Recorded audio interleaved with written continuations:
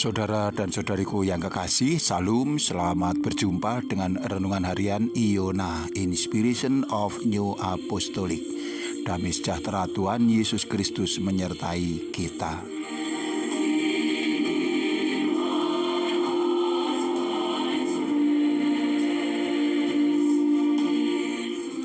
Kita membaca firman Tuhan dari Injil Yohanes pasal 10 ayat 11. Akulah gembala yang baik.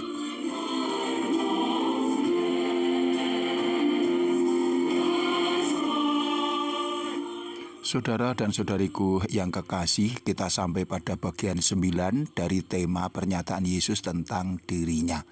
Kali ini di bawah judul Pengorbanan Seorang Gembala.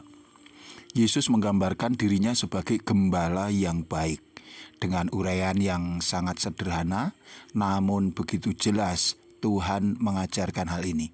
Pertama, pemilihan penggambaran dirinya dengan menggunakan figur gembala. Pekerjaan sebagai gembala bukanlah profesi yang diidam-idamkan manusia pada umumnya. Coba kita ingat sebentar sewaktu kita masih sekolah, kita di dalam kelas dan harus mengisi biodata yang di situ ada kolom cita-citanya.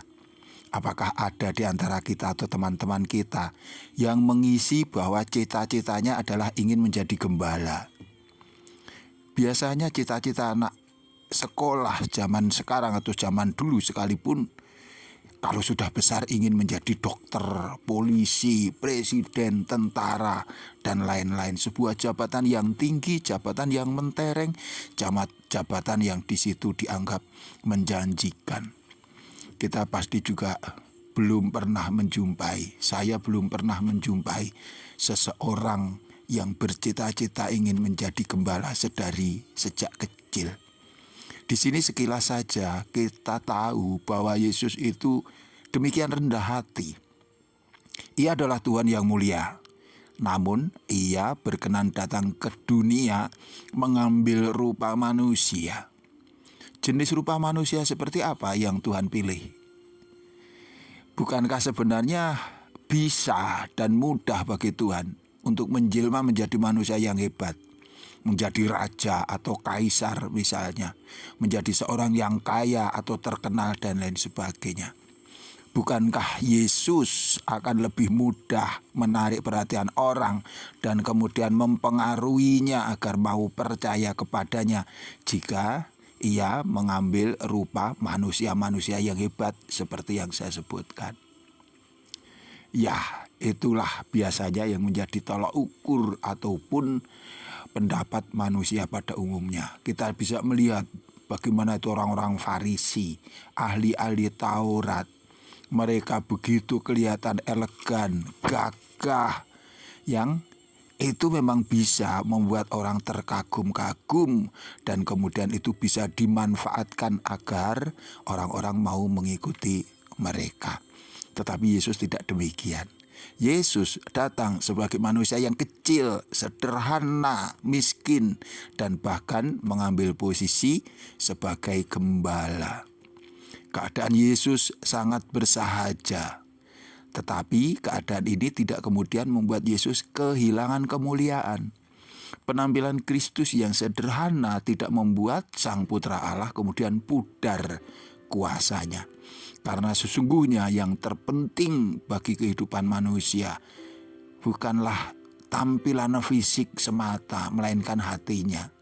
Yesus hatinya begitu suci, kudus, sempurna, dan ia terus berfokus kepada misi untuk menyelamatkan.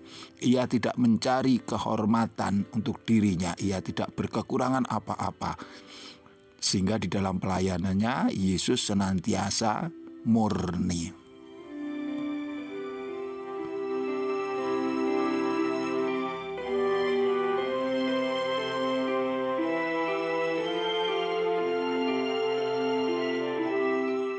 Saudaraku yang kekasih, penggambaran Yesus sebagai gembala bukan hanya menjadi sebuah wacana atau cita-cita, melainkan wujud nyata dari pelayanan Tuhan yang sempurna. Ini hendaknya juga menjadi contoh bagi mereka yang mengaku percaya kepada Yesus. bahwa untuk melayani sesama orang tidak harus menunggu hebat terlebih dahulu, tidak harus menunggu kaya raya, tidak harus menunggu hidup berkecukupan, tidak perlu mensyaratkan bahwa kita harus menjadi orang terkenal dulu, biar orang mudah percaya, baru kita mau melayani, baru kita mau bersaksi tentang Injil. Tidak. Dengan apa yang Tuhan karuniakan, bahkan di dalam kesederhanaan kita, di dalam keadaan kita yang berkekurangan, kita tetap bisa melayani dan kita tetap diperintahkan untuk melayani. Mengabarkan Injil tidak harus menunggu agar kita menjadi seorang sarjana teologi misalnya.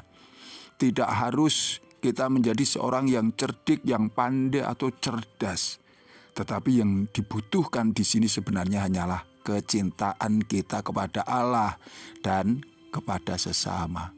Kecintaan kepada Allah mendorong manusia untuk taat dan bersemangat melakukan perintahnya. Sedangkan kecintaan kepada sesama menjadikan kita siap melayani, baik dari sisi hidup yang jasmani, tetapi terutama untuk yang rohani.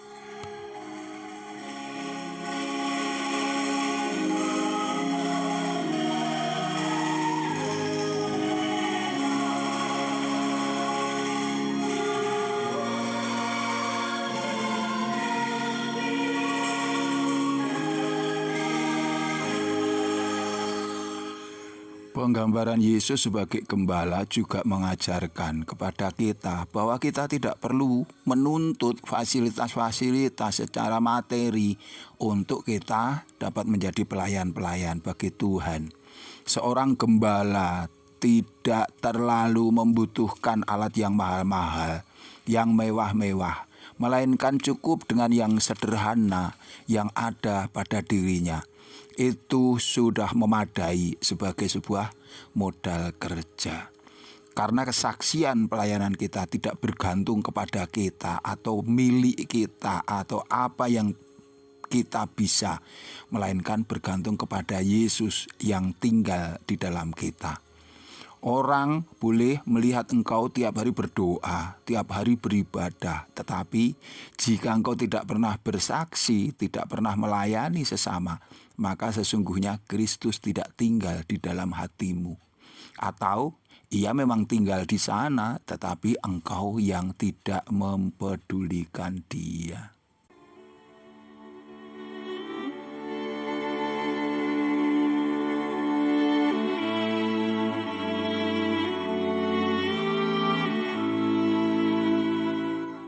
Saudaraku, marilah kita tetap sadar, ingat bahwa Kristus adalah gembala kita. Hendaknya ini membuat kita tidak takut. Hendaknya menjadikan kita yakin dan berani, termasuk juga di dalam kita bersaksi dan berbagi Injil bagi sesama kita. Injil yang adalah kabar baik ditunggu-tunggu banyak orang, mereka yang masih hidup di dalam kegelapan. Mereka menunggu engkau membuka mulut, engkau mengatakannya, engkau mengajak mereka bergabung bersama di dalam pekerjaan Tuhan. Jadi biarlah hidup kita bermanfaat, iman kita berguna bagi orang lain, kita harus berbagi, melayani. Kita adalah gembala yang sederhana, sebagaimana Kristus kita ingin melakukannya juga. Tuhan memberkati kita, sampai jumpa, amin.